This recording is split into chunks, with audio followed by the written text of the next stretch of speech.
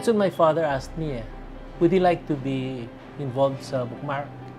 And I said, hindi, yoko. I don't want to be with Bookmark. After 2.5 years, my father asked me again, you want to join Bookmark? And I said, wag na lang. Wag ko na. And I joined another company with my brother and a good friend to set up scuba diving. We ran a dive boat, taking people to dive over Mindoro. After 1.5 years, it didn't do so well. My father came to see me again and he said, do you want to join Bookmark? Sabi ko, sige na nga. Sige. Because at that time, I decided to get married already. So, siguro dapat may parang a way by which I can sweldo. Yun. That's why I'm here. Now, when I joined here, my father did say, Lory, you can't run this, You have to learn my points. We want you to learn, parang to work with and learn every department. So I had to work in the bodega, I have to work in delivery, I went on branches, I have to learn on accounting, I had to learn every single department. And that's the only time when he said, okay, I think you can be our managed director. I remember I used to work inside there in that bodega. Then we used to be in the trucks delivering to the branches.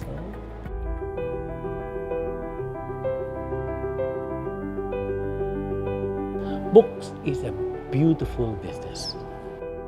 And you give you a chance to speak to great writers. The great writers of the 50s.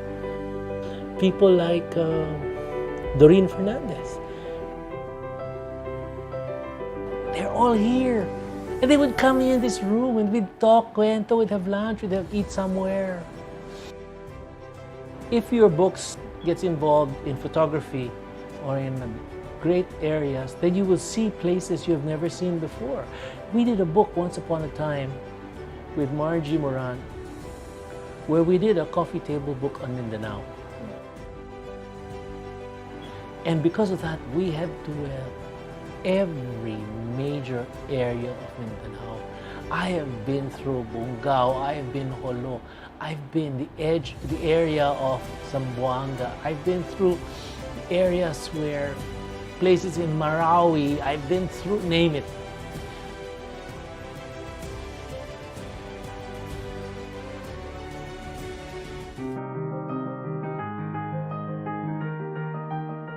There's some of the things I wanted to do.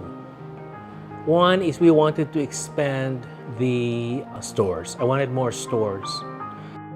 Another thing I wanted to see was a lot of publication because I wanted more books. Yes, we were doing textbooks. It's very important, very, very important. But I wanted to do other things that would bring the documentation of the Philippine history. Of course, I wanted to see more staff to be learned and managed on their own, decides what we're going to do, how they can drive those people forward. We had people throughout the staff who actually moved. Imagine they used to live in Bulacan or in Manila. And then later on, siya yung naging head ng Northern Mindanao. O yung isa naman, naging head ng La Union. O yung head ng mga area ng, di ba? So it becomes very active Filipino, usually based dito sa Maynila, who have actually moved to provincial areas. Good things and some are very good experiences. We were going to have an annual meeting with my staff every year. Yeah, many people will have meetings here. Let's have the meeting in Laguna or let's have another one in Baguio, typical. Then one day I said, let's go to Cebu. Let's have our annual meeting in Cebu. So did I take my people on PAO or Cebu Pacific? No. You know what I did? I booked a private plane. So my whole manager, they were all there on their planning.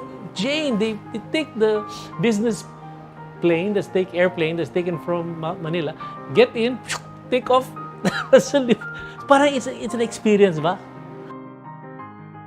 So there was another time we had to go to Davao. And I told them, okay, annual conference will be not in Cebu, not in Baguio, not in Laguna. We will be on a boat. All the way down. Through Zamboanga, through General Santos, down to Davao. And during the 2 days on the boat, that was their conference. Then eventually, when I was no longer there involved, when my father said, there were people, managing people who would, okay, the annual conference will be in Hong Kong, or next one will be. So they give a chance to see other things.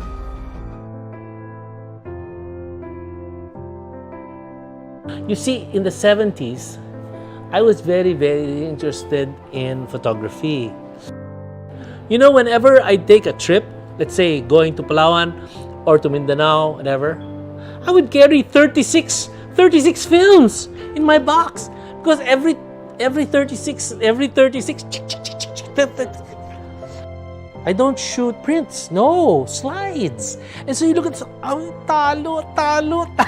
There's a lot. I did the first book and I said, I've got to do it. Why?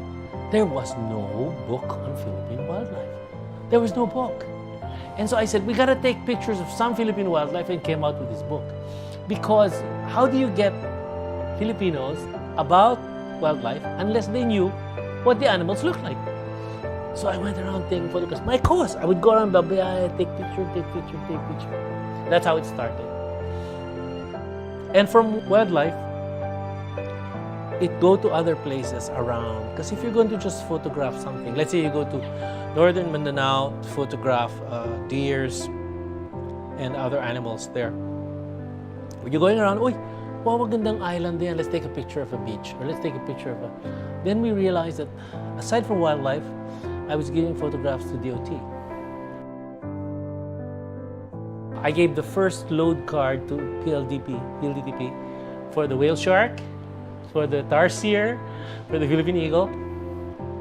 And it was my first major sale to photography sales. Pare, alam mo, one photograph load card.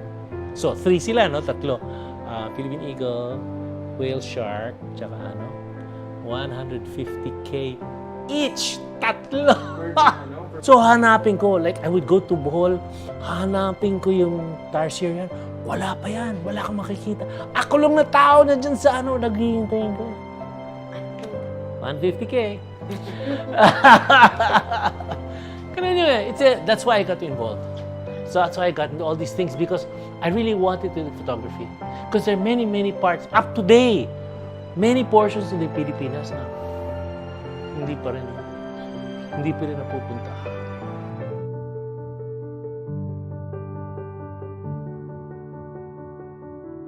If you were in the business of wildlife, and you were involved with environment, and you were top in the world's largest organization, Devout Environment, WWF, what am I going to do? They were giving me a chance. When I joined, I told Jaza and my father, can I have 2 asawa? And she said, you try it. Sige, try it. After 3 months, hindi pwede. I told him hindi pwede. Walang oras eh. Hindi ka maka-decision eh. I said, kailangan mag-decision. And after I left and I went back to WWF talaga. You know, she gave me a salary. I have never had that in my life. And every year when I was working here, I would have the annual conferences. I would go to Denmark. I would go to London, I'd go to Switzerland, I'd go to Africa, I'd go to South America. So I've been, meet all these people all over the world. Many portions of South America, portions of Southeast Asia. It's a good experience. It's a very good experience.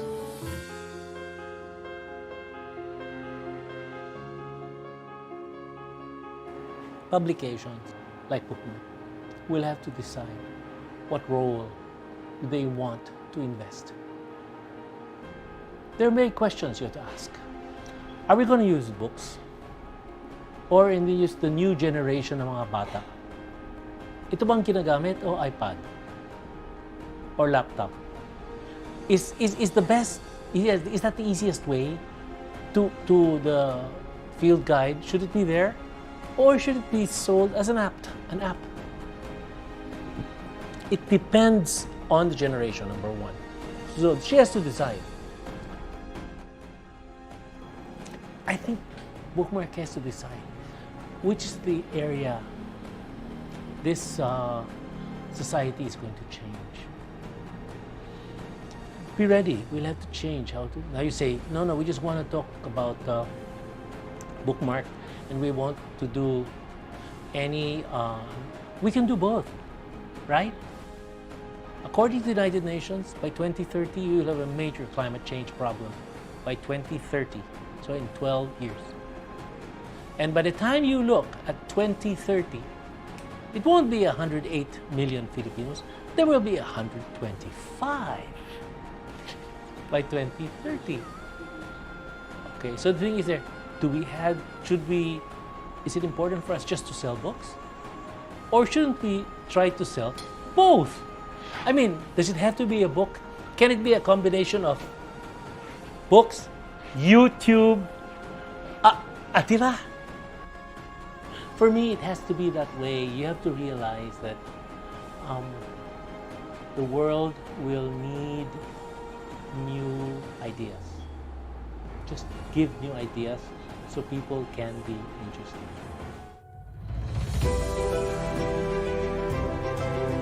If you look at those textbooks and you look at the things that have spent to the millions and millions of students who went to those books, you have realized that will make a big difference. Same thing with these books, which you're not talking about textbooks, but are books that tell information about things of all over the world, on architecture, on food. I have always been proud of Bookmark. I have always been proud, not necessarily for myself, but for the organization. And I've always been proud to tell other people about my organization, Bookmark. And to this time, people talk about Bookmark the other way. And they say, wow. And I still have some people, kahit nawala na yung store namin, I have people who come all the way to Quezon City, heck, or be to Baguio, or who come all the way out here to that little store to buy books because they know you have good stuff. It gives you a chance to know na you have left many people with a good organization and different opportunity. And they've come back being happy of the things they have seen, other things they have read, everything they have filled up their hearts. That's what's a more important thing.